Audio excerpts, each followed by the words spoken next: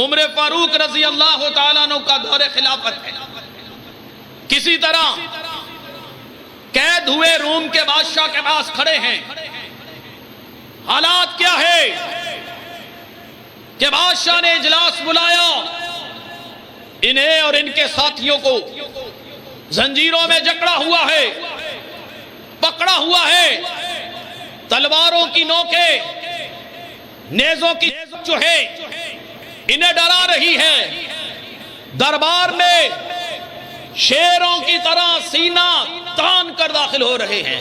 ہائے, یہ قیدی ہیں, چند لمحات کے بعد ان کی گردن کاٹ دی جائے گی. لیکن جوان بدری دیکھیے, شجاعت دیکھیے, بہادری دیکھیے. ہائے, بادشاہ کہتا ہے, ارے کل کہتا ہے اے عبداللہ, معلوم ہوا ہے تم بہت سمجھدار ہو, ذرا حال دیکھ لو اپنے ساتھیوں کا. تلوار چلتی ہے, گردنیں کٹتی ہیں. یہ حال تمہارا ہونے والا ہے. میں تمہیں عیسائیت کی دعوت دیتا ہوں, قبول کر لو. ہائے, یہ نہیں ہو سکتا بادشاہ, گردن کٹ سکتی ہے, اسلام کو نہیں چھوڑ سکتا. بہت بڑا تیل کا بڑا برتن لیا, اس کی طرف اشارہ کیا, یہ جلتا ہوا تیل ہے, دیکھ لو. ایک ساتھی کو ان کے اٹھایا, جلادوں نے اس میں پھینکا. ایک لمحے کے بعد صرف ہڈیاں تھیں.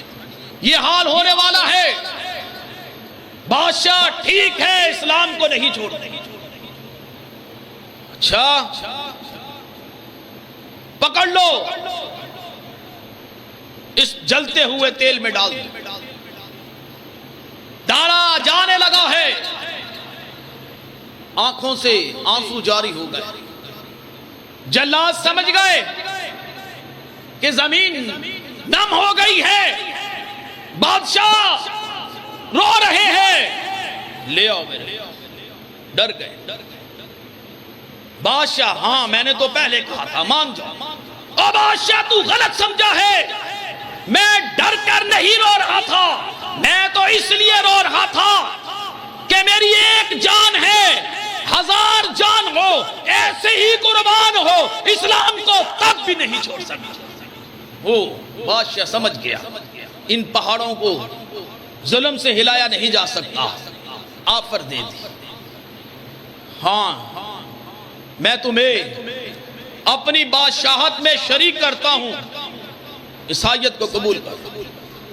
او بادشاہ, تیری سلطنت چھوٹی ہے, ساری کائنات بھی تو مجھے دے دے, اکیلا بادشاہ بنا دے, تب بھی اسلام کو نہیں چھوڑ سکتا.